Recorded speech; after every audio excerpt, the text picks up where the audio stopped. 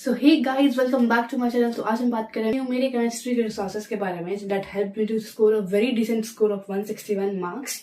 And मतलब OMR checking से पहले मेरे 161 ही बन रहे थे, जो कि मैंने कैलकुलेट करा भी था एंड आपको बताया भी था। After OMR checking my score dropped because मैंने कुछ OMR गलत भर दिए एंड कुछ मैंने फिल अप नहीं किया। ऑनेस्टली स्पीकिंग, केमिस्ट्री ही एक ऐसा सब्जेक्ट है जिसमें मैंने बहुत गलतियां करी, बहुत इंप्रूवमेंट भी किया। तो विदाउट एनी फर्दर डिले चलो शुरू करते हैं। तो चलो सबसे पहले शुरुआत करते हैं इनऑर्गेनिक केमिस्ट्री से। इनऑर्गेनिक केमिस्ट्री पता नहीं बहुत बच्चों को बोरिंग सी लगती है, उसमें कुछ ज्यादा ही याद करना पड़ता है। बट मैंने इनऑर्गेनिक केमिस्ट्री में MD सर को फॉलो किया था and oh my God, his notes, मैं सच बताऊं तो सिर्फ और सिर्फ NCERT ही पढ़ी मैंने उसके अलावा, और मैं कहीं नहीं गई। एंड नीट 2025 में मैंने NCERT भी नहीं पढ़ी थी इनऑर्गेनिक की। देन ऑल्सो मेरा एक भी क्वेश्चन इनऑर्गेनिक का गलत नहीं हुआ था। एंड इस एग्जाम में भी, चाहे वो रीनीट है चाहे वो तुम्हारा नीट इससे पहले जो हुआ था, उसमें भी मेरा इनऑर्गेनिक का तो एक भी क्वेश्चन गलत नहीं हुआ। Inorganic was my favourite subject. कभी कभी मुझे बायो से भी ज्यादा अच्छा लगता था। I is like oh my God, subject था ये मेरे लिए। जब भी मेरा पढ़ने का मन नहीं करता था तो I always started with inorganic chemistry because वो मुझे अलग ही कॉन्फिडेंस देता था कि मैं कर सकती हूँ। एंड इनऑर्गेनिक केमिस्ट्री के मैं आपको नोट्स दिखा दूँ। इनऑर्गेनिक केमिस्ट्री में मैंने कुछ भी फॉलो नहीं किया except NDSA notes. And this is the notes. थोड़ी बहुत कवर पेज बस फटी है, अंदर बहुत ही सही सलामत है। एंड फटा हुआ दिख गया पहले ही पेज। तो देखो, ये वाला है मेरा नोट्स इनऑर्गेनिक केमिस्ट्री का। And you can see it how many times I have revised it. 14 times periodic table, 11 times ये वाला चैप्टर। एंड ऐसे ही मैंने सारे चैप्टर्स को किया, इसमें मैंने बस लिखा नहीं है। एंड ये सब 14 टाइम्स एंड 11 टाइम्स लिखे। नीट 2025 की बात है एंड नीट 2026 में कब सोच सकते हो मैंने पूरी साल इसको कितना रिवाइज किया होगा। So this was all about my inorganic chemistry notes and I am very very very confident about this notes कि इस नोट से बाहर तुम्हारा इनऑर्गेनिक केमिस्ट्री का एक भी क्वेश्चन नहीं जाएगा। I always remember opening this page and reading from here till the last of the salt analysis. And inorganic में मेरी रिविजन इतनी तगड़ी हो गई थी इस नोट से कि I used to complete my whole inorganic chemistry in 3 hours and it was my favorite subject after studying from MD sir. Inorganic chemistry का सारा क्रेडिट मैं उन्हीं को देना चाहूंगी बिकॉज मुझे पर्सनली बहुत अच्छी लगती है इनऑर्गेनिक केमिस्ट्री उनकी वजह से। इनऑर्गेनिक केमिस्ट्री के लिए I only and only followed notes.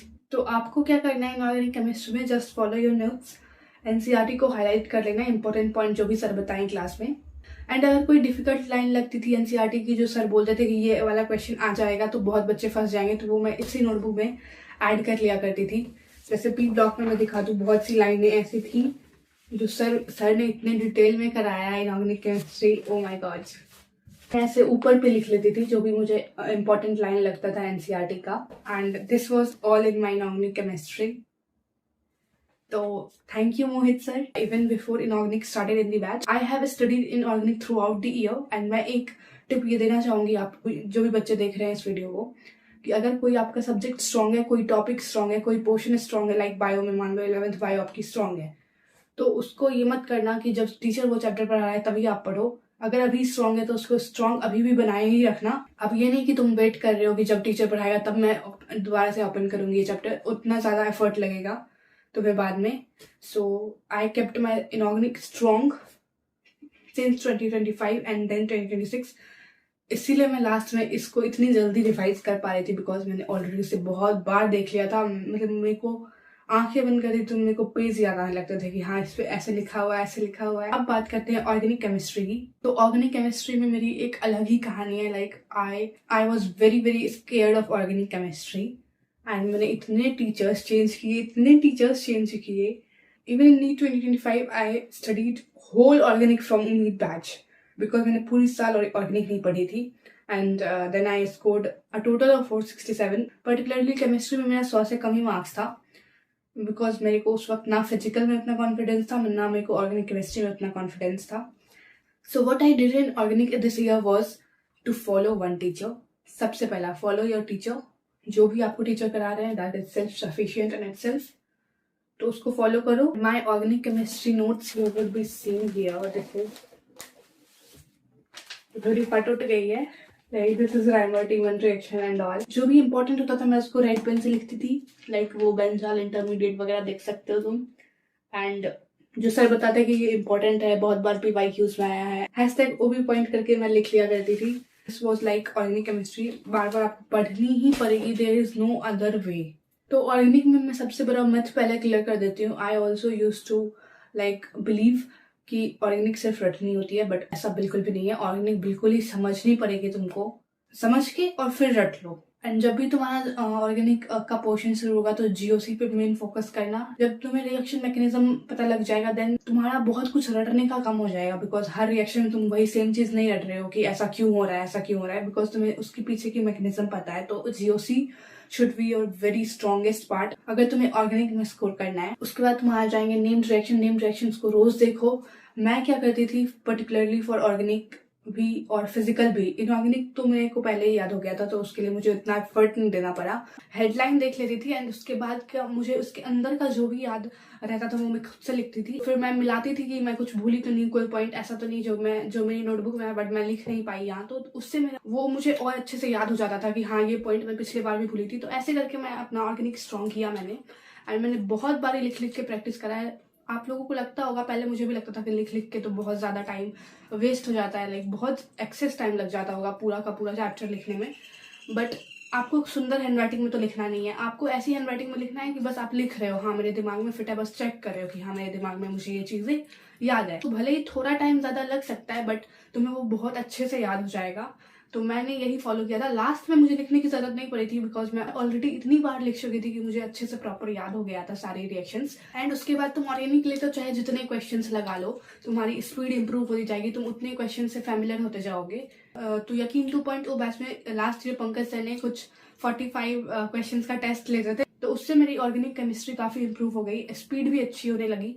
And this was all for my organic chemistry. बाकी मैंने केमिस्ट्री की पूरी प्रैक्टिस, एंड केमिस्ट्री में क्वेश्चंस प्रैक्टिस करने के लिए I used this MTG fingertips वाली बुक। एंड फिजिक्स एंड बायोलॉजी में तो मुझे ये बुक यूज नहीं आई, बट केमिस्ट्री में मैंने इसे बहुत यूज किया, चाहे वो फिजिकल हो चाहे इनऑर्गेनिक हो। इनऑर्गेनिक की NCERT मैंने नहीं पढ़ी थी, मैं इसी बुक से पढ़ती थी। लाइक 1-2 चैप्टर का पढ़ा, P ब्लॉक का पढ़ा था, पीरियोडिक टेबल का पढ़ा था। जो पॉइंट्स इसमें नहीं है ना और NCERT में है उसको मैंने NCERT में हाईलाइट कर लिया, एंड बाकी जो दोनों में कॉमन है वो मैं इसी से पढ़ती थी, बिकॉज इसमें बहुत शॉर्ट में काम की बातें लिखी हुई है जो कि NCERT में दे रखा है। तो कुछ पॉइंट्स अगर नहीं लिखे तो मैं उधर अंडरलाइन कर लेती थी, बाकी मैं पढ़ती इसी बुक से थी अपनी इनऑर्गेनिक केमिस्ट्री की NCERT, और क्वेश्चन प्रैक्टिस भी मैं इसी बुक से करती थी। फिजिकल के जितने भी चैप्टर्स हो गए, ऑर्गेनिक हो गया, इनऑर्गेनिक हो गया, ये बुक मैंने काफी यूज किया। This was my question practice source in chemistry. तो चलो अब बात करते हैं फिजिकल केमिस्ट्री की। लाइक देखो मेरी मैथ्स वीक है तो मेरी फिजिकल केमिस्ट्री फिजिक्स दोनों स्टार्टिंग से वीक थी,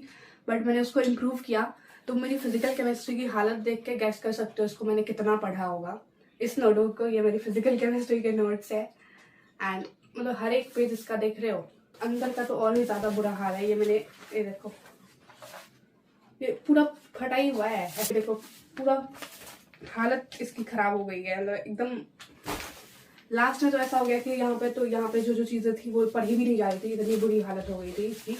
तो ये था मेरा फिजिकल केमिस्ट्री का नोट्स, एंड इसे मैंने बहुत यूज किया है। मैंने फिजिकल केमिस्ट्री अमित महाजन सर से करी थी, एंड वो जो भी MIT करके लिखाते हैं उसको मैं भी रेड से उसको लिख लेती थी, एंड उस पर मेरा ज्यादा फोकस रहता था। बाकी जो सर क्वेश्चंस कराते हैं ढेर सारे क्लास में वो मैं नहीं लिखती थी, मैं कुछ इंपॉर्टेंट क्वेश्चन ही लिखती थी जो मुझे पहली बार में बहुत अच्छा क्वेश्चन लगा हो, एक्स्ट्रा ऑर्डिनरी टाइप का लगा हो, या फिर जिसमें मुझे थोड़ा ज्यादा सोचना पड़ रहा हो। तो बहुत कम ही क्वेश्चंस मैंने लिखे हैं। एंड फिजिकल केमिस्ट्री का मैंने एक शॉर्ट नोट्स भी बनाया हुआ था, इवन ऑर्गेनिक का भी बनाया था, बट उसमें लास्ट के 1-2 चैप्टर्स का नहीं बनाया था, बट फिजिकल का मैंने बनाया जिसमें मैंने सिर्फ फॉर्मूला और इम्पोर्टेंट थ्योरी जो कि एग्जाम में बार बार पूछी जाती है वो लिखा।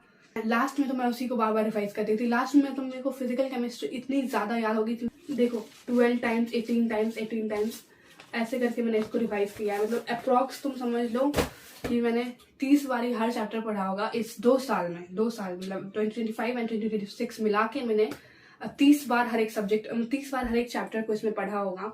तो नीट से पहले फिजिकल केमिस्ट्री मेरी ऐसी हो गई थी कि अगर मैं 10-10 दिन नहीं भी पढ़ रही थी फिजिकल केमिस्ट्री तो भी मेरे दिमाग में सब कुछ फिट था। मैं सिर्फ फॉर्मूला देखती थी अपने शॉर्ट नोट से, एंड मैं जितने भी मेरे मार्क्स होते थे मैं वो दे देती थी और उसमें नंबर भी आ जाते थे। तो शॉर्ट नोट्स बना लेना फिजिकल के।